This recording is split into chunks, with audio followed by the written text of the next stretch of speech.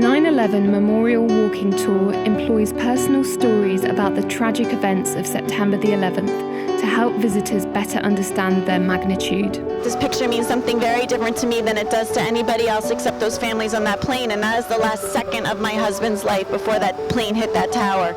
Walking tours are guided by 9/11 community members who are deeply connected to the site and to the events of the day.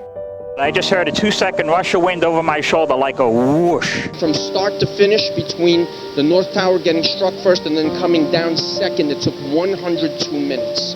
Hear stories of the attacks and the recovery efforts that followed from those that lived through it. My name's Al. I'm a retired New York City fireman.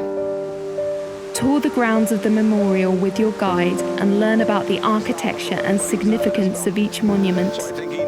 You look at the bark, it's called the survivor's tree. If you look at the bark, this is pre-September 11th.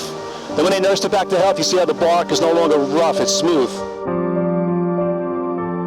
Then make your way into the 9/11 Tribute Museum, which was founded by the families of those who lost their lives.